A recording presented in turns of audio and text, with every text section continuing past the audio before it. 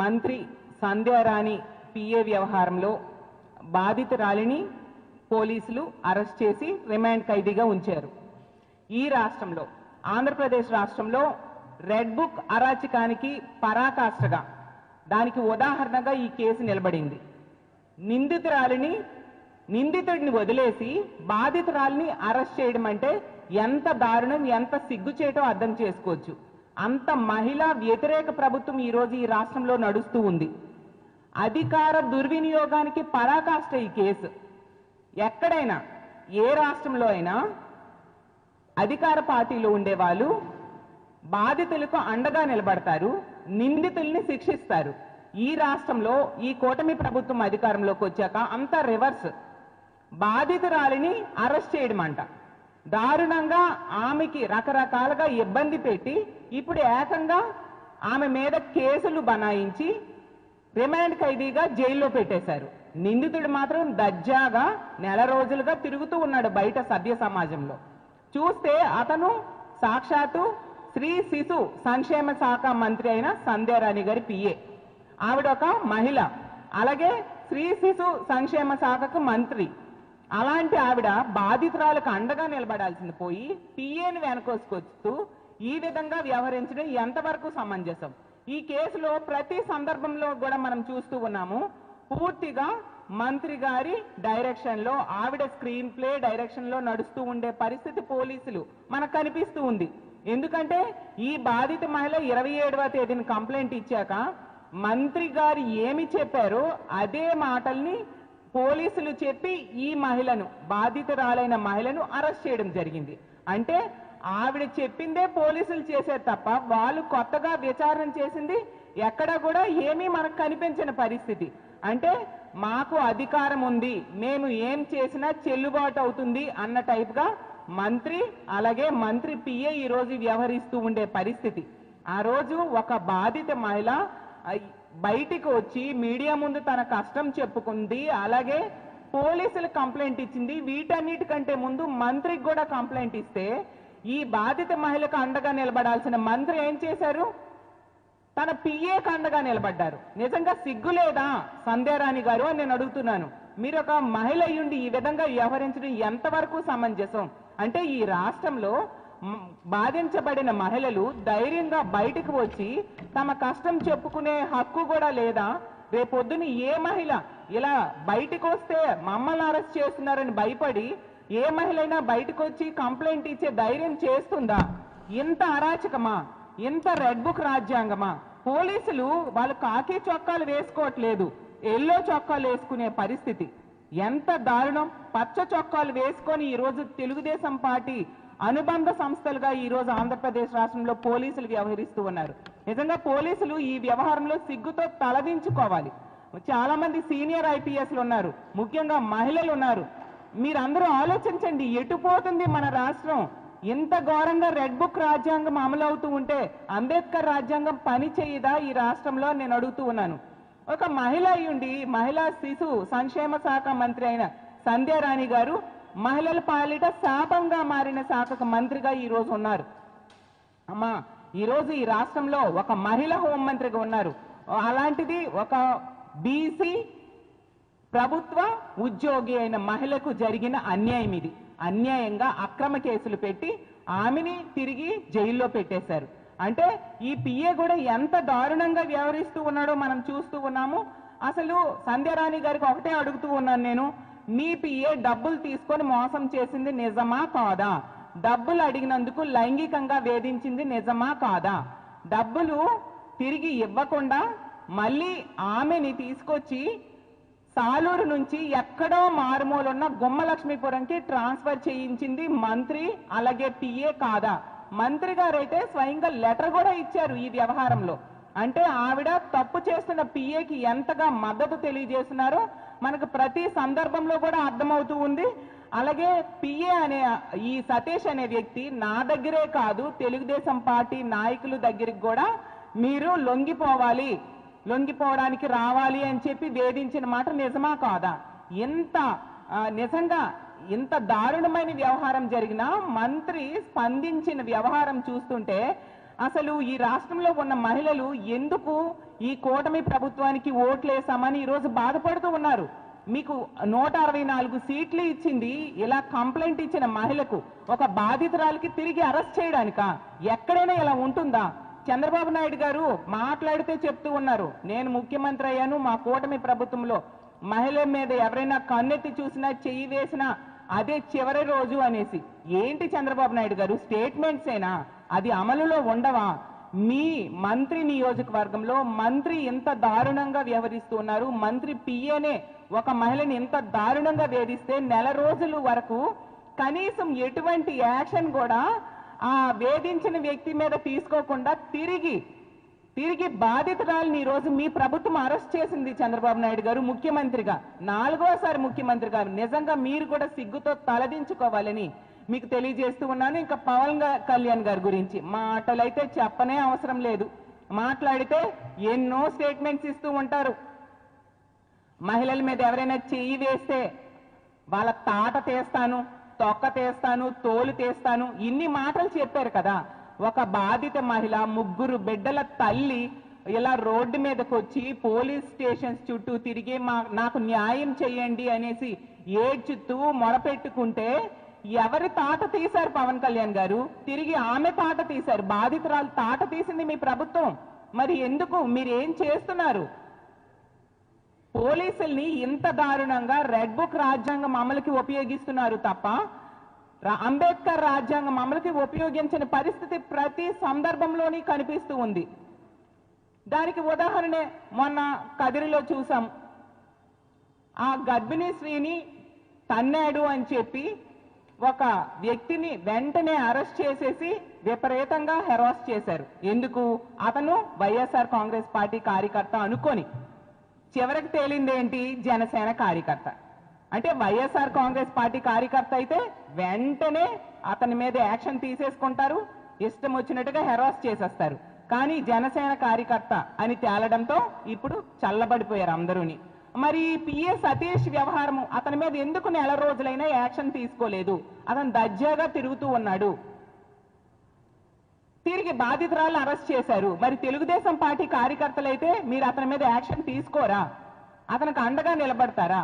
ప్రతి సందర్భంలో కూడా ఎన్నో వ్యవహారాల్లో మనం చూస్తూ ఉన్నాం. ఈ రాష్ట్రంలో తెలుగుదేశం పార్టీ కార్యకర్తలకి ప్రభుత్వం అండగా నిలబడుతూ ఉంది. ఎవరిని కూడా ఎటువంటి శిక్ష వేయని పరిస్థితి, కనీసం అరెస్టులు కూడా చేయని పరిస్థితి. తెలుగుదేశం పార్టీ వాళ్ళు ఈరోజు ఎంత అరాచకంగా వ్యవహరిస్తున్నారంటే, ఈ కూటమి ప్రభుత్వంలో మేము తప్పు చేసినా మాకు అరెస్టులు ఉండవు, శిక్ష ఉండదు, తిరిగి మంత్రులు ముఖ్యమంత్రి గారితో సహా మాకు రక్షిస్తారు అన్న ధైర్యంతో ఇంత దారుణంగా మహిళల మీద అరాచకాలకు తెగబడుతూ ఉండే పరిస్థితి మనం చూస్తూ ఉన్నాం. ఎన్నో ఉదాహరణలు. మననే రాప్తాడులో తీసుకుంటే 14 ఏళ్ల దళిత మైనర్ బాలికను 6 నెలలు తెలుగుదేశం పార్టీ కార్యకర్తలు ఎంత దారుణంగా గ్యాంగ్ రేప్ చేశారో మనందరము చూసాం. మా పార్టీ వాళ్ళు పెద్దగా గొడవ చేస్తే అప్పుడు కొద్ది మందిని తూతూ మంత్రంగా అరెస్ట్ చేయడం జరిగింది. అలాగే ఎమ్మెల్యే ఆదిమూలం వేధింపుల వలన ఒక మహిళ వేధింపులకు గురయ్యి ఇక్కడ ఆమెకి రక్షణ ఉండదని పక్క రాష్ట్రంకి వెళ్ళి హైదరాబాద్లో ప్రెస్ మీట్ పెట్టి చెప్పింది. మరి ఏది ఆదిమూలం మీద కేసు?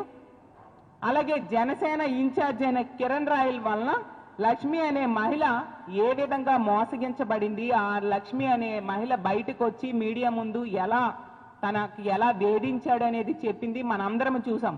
ఏమైనా కేసు పెట్టారా కిరణ్ రాయల్ మీద? అలాగే రాజమండ్రిలో వికాస్ ఫార్మసీ విద్యార్థిని చంపివేయబడింది. ఎవరు? మీ తెలుగుదేశం పార్టీ కార్యకర్తే కదా చేశాడు. మరి ఏం యాక్షన్ మీరు తీసుకున్నారు? అలాగే తిరువూరులో గిరిజన మహిళను టీడీపీ లీడర్ అయిన రమేష్ అనే వ్యక్తి లోబర్చుకోవడానికి ప్రయత్నించిన ఆడియో ఎంత వైరల్ అయింది? కనీసం కేసైనా పెట్టారా చంద్రబాబు నాయుడు గారు, తెలుగుదేశం పార్టీ గవర్నమెంట్ నేను అడుగుతూ ఉన్నాను. అలాగే గుంటూరులో తెనాలిలో సహానా అనే దళిత యువతిని రౌడీ షీటర్ నవీన్ ఎంత దారుణంగా కొట్టి బ్రెయిన్ డెడ్ అయ్యేట్టుగా చేసి చంపేయడం జరిగింది. మీరు ఏం యాక్షన్ తీసుకున్నారు? మా జగనన్న వెళ్ళి ఆ కుటుంబానికి పరామర్శ చేసి అండగా నిలబడడం జరిగింది. ప్రతి సందర్భంలో కూడా ఇంకో టీడీపీ ఎమ్మెల్యే కొలికిపూడి శ్రీనివాస్ అనే వ్యక్తి వేధింపుల వలన ఒక మహిళా విఆర్ఓ అయితే ఆత్మహత్య యత్నం చేసుకుంది. ఆమెని ఆమె భర్తని వేధిస్తున్నాడు ఇతను అని చెప్పేసి.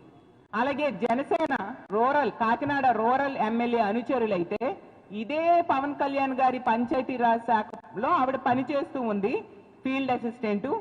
ఆవిడకేమో నెల నెల మామూలు ఇవ్వాలి లేకపోతే పక్కలోకి రావాలని వేధిస్తే ఆవిడ ఆత్మహత్య యత్నం చేసుకుంది. మరి ఏం యాక్షన్ తీసుకున్నారు మీరు వాళ్ళ మీద? దళిత సంఘాలు పెద్దగా గొడవ చేసేంత వరకు కనీసం ఎఫ్ఐఆర్ కట్టని పరిస్థితి. అలాగే ఎన్నో సందర్భాల్లో కర్నూలులో ముచ్చిమరిలో మనం చూసాం, 9 ఏళ్ల బాలికను గ్యాంగ్ రేప్ చేసి అంత దారుణంగా మొక్కలు చేసి వీటిలో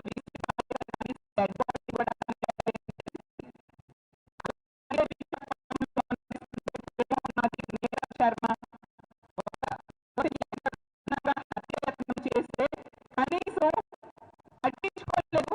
ఆ తర్వాత అతన్ని వీళ్ళు ఏమాత్రం యాక్షన్ తీసుకునే పరిస్థితి పోలీసుల నుంచి మనం చూసాం.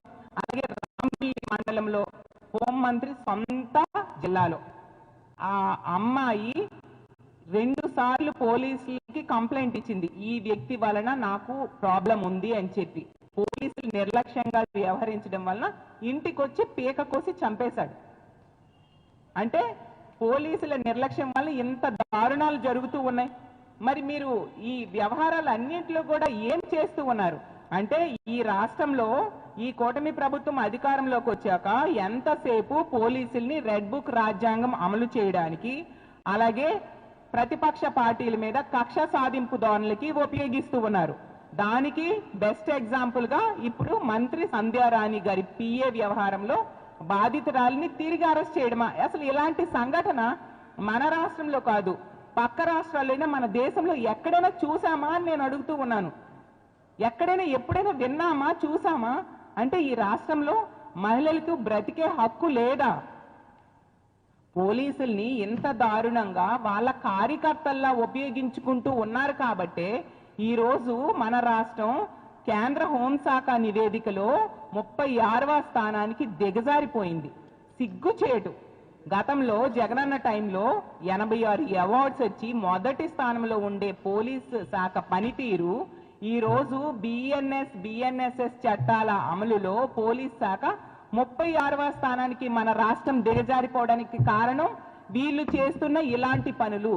పోలీసుల్ని పూర్తిగా తమ కార్యకర్తల్లా ఎల్లో చొక్కాలు వేసి వాళ్ళని వాడుకుంటూ ఉండడం వలన, వాళ్ళకి స్వేచ్ఛనివ్వకపోవడం వలన, వాళ్ళ పనులు వాళ్ళకి సక్రమంగా చేయనివ్వకపోవడం వలన, ఇలాంటి దారుణమైన పరిస్థితుల వలన ఈరోజు 36వ స్థానానికి దిగజారిపోయింది. అలాగే మనం చూసాం, చంద్రబాబు నాయుడు గారు అతని సొంత సర్వేలో కూడా ప్రజలు చెప్పారు పోలీస్ శాఖ గురించి డీ ఫంక్షనింగ్ అని. అదేం పని చేయట్లేదని ప్రజలే చెప్పారు. మరి ప్రభుత్వం నిజంగా సిగ్గు రావట్లేదా ప్రభుత్వానికి అని నేను అడుగుతూ ఉన్నాను. అలాగే మొన్న చూసాం, అమిత్ షా గారు లెటర్ రాశారు. ఏమని రాశారు? మనం ఎమర్జెన్సీ కాల్స్ కి అటెండ్ అయ్యే సమయం 26 నిమిషాలు ఉంది. దేశ యావరేజ్ 18 నిమిషాలు ఉంటే మీ రాష్ట్రం ఎంత దారుణంగా ఉంది, సిగ్గు తెచ్చుకోండి, మీరు వెంటనే ఆ సమయాన్ని తగ్గించండి అనేసి అమిత్ షా గారు స్వయంగా ముఖ్యమంత్రి అయిన చంద్రబాబు నాయుడు గారికి లేఖ రాశారు. గతంలో జగనన్న ముఖ్యమంత్రిగా ఉండేటప్పుడు 3 నుంచి 5 నిమిషాల్లో పోలీసులు స్పందించేవారు ఈ ఎమర్జెన్సీ కాల్ సెంటర్ నంబర్కి కాల్ చేస్తే. మరి ఈ రోజు 26 నిమిషాలకు దిగజారిపోయిందంటే పోలీసుల్ని వాళ్ళ విధులు వాళ్ళు సక్రమంగా నిర్వర్తించేట్టుగా ఈ కూటమిలో ఉన్న నాయకులు చేయట్లేదు. ఎంతసేపు రెడ్ బుక్ రాజ్యాంగం అమలు చేయడం కోసం మాత్రమే పోలీసులు ఉపయోగిస్తూ ఉన్నారు. అందువల్ల ఈ విధంగా దిగజారిపోయింది. ప్రతి సందర్భంలో కూడా పోలీసుల్ని వాళ్ళ కక్ష సాధింపు రాజకీయాలకి వాడుకోవడం వలన, తెలుగుదేశం పార్టీ నాయకులు వాడుకోవడం వలన వాళ్ళ పనితీరు ఎంత దారుణంగా పడిపోయిన పరిస్థితి మనం చూస్తూ ఉన్నాము. ఈ రోజు తీసుకుంటే ఈ రాష్ట్రంలో కల్తీ మద్యము, గంజాయి, డ్రగ్స్, పేకాట క్లబ్లు ఎక్కడ చూసినా కనిపిస్తూ ఉన్నాయి. దానికి కారకులు ఎవరంటే తెలుగుదేశం పార్టీ వాళ్ళే. మనం చూసాం, కల్తీ మద్యం తయారు చేసే ఫ్యాక్టరీలు నడిపింది తెలుగుదేశం పార్టీ ఇన్ఛార్జు, అలాగే తెలుగుదేశం పార్టీ నాయకులు అయితే మళ్ళీ తిరిగి వాళ్ళని తీసుకొచ్చి మా వైఎస్ఆర్ కాంగ్రెస్ పార్టీ నాయకులు మెడకు చుట్టడానికి ప్రయత్నించేశారు. అలాగే మనం చూసాం, ఏకంగా మంత్రి ఉంటున్న సాక్షాత్తు మంత్రి పార్థసారథి గారి నియోజకవర్గంలో ఎంత పబ్లిక్ గా తెలుగుదేశం పార్టీ నాయకులు పేకాట క్లబ్బులు నిర్వహిస్తున్నారు. మరి పోలీసులు ఏం చేస్తున్నారు? మంత్రి గారు ఏం చేస్తూ ఉన్నారు? 283 మంది పేకాట ఆడుతూ దొరికిపోతే ఎంత బరి తెగించి వాళ్ళు పేకాట ఆడుతుంటే మీరు ఏం చేస్తూ ఉన్నారు? అలా చూస్తూ ఉండడమేనా పోలీసుల పని అని నేను అడుగుతూ ఉన్నాను. అసలు రాష్ట్రం నలుమూలల నుంచి నూజివీడికి జోదర్లను తీసుకొచ్చి పేకాట ఆడుతూ ఉన్నారు. అంతెందుకు, హోంమంత్రి నివాసం ఉంటుంది ఈ విశాఖ జిల్లాలో భీమిలీలో మనం చూసాం. పిక్నిక్ల పేరుతో పబ్లిక్ గా పేకాట క్లబ్బులు నిర్వహిస్తూ ఉన్నారు. పిక్నిక్ల పేరుతో పేకాట క్లబ్లు. అసలు ఈ రాష్ట్రం ఎటు వెళ్తుందో అర్థం కాని పరిస్థితిలో ఈ రోజు ఉంది. 164 మంది గెలిపించారు ప్రజలు. ఇందుక ఇలా పేకాట క్లబ్లు తెలుగుదేశం పార్టీ నాయకులు నడపడానికి, మహిళల మీద దారుణంగా తెలుగుదేశం పార్టీ వాళ్ళు వేధిస్తూ ఉంటే తిరిగి బాధితురాళ్ళ మీద కేసులు పెట్టడానికి ఇందుక మీకు 164 సీట్లు ఇచ్చారు అని నేను అడుగుతూ ఉన్నాను. ఎన్నికల్లో సూపర్ 6 ఇస్తామనేసి హామీలు ఇస్తాము అని చెప్పి అధికారంలోకి వచ్చారు. ఆ సూపర్ 6 పూర్తిగా మార్చేసి ఈరోజు సూపర్ 6 అంటే మద్యం, గంజాయి, డ్రగ్స్, పేకాట క్లబ్లు, కల్తీ లిక్కరు, నాటుసారా అన్న టైప్గా ఈ సూపర్ 6ని ఈరోజు మార్చేశారు తెలుగుదేశం పార్టీ నాయకులు.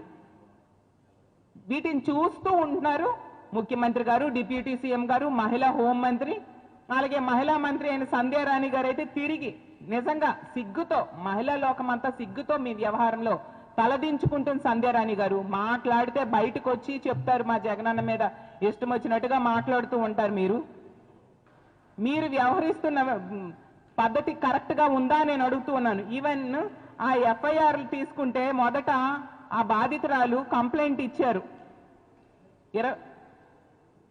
28వ తేదీ కంప్లైంట్ ఇచ్చారు. ఎఫ్ఐఆర్ నెంబర్ 145లో తీసుకుంటే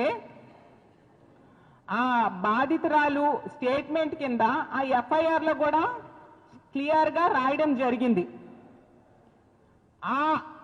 ఏ విధంగా హెరాస్ చేశాడు అనేది బాధితురాలు కంప్లైంట్ ఆమె స్టేట్మెంట్ కింద రాస్తే ఆ సెక్షన్ల కింద వీళ్ళు కేసు పెట్టలేదు. ఆ ఫస్ట్ ఎఫ్ఐఆర్ లో ఆవిడ ఇచ్చిన కంప్లైంట్ లో అంటే చిన్న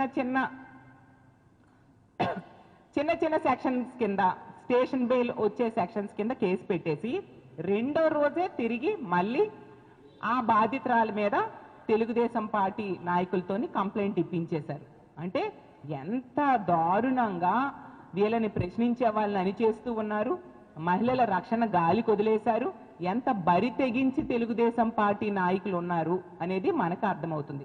మేము ఒకటే చెప్తున్నాం, పోలీసులకు ముఖ్యంగా చెప్తున్నాం, మీరు ఈ కాకి చొక్కాలు వేసుకొని పోలీసుల్లాగా వ్యవహరించండి, పసుపు చొక్కాల్ని విడనాడండి అని తెలియజేస్తూ ఉన్నాను.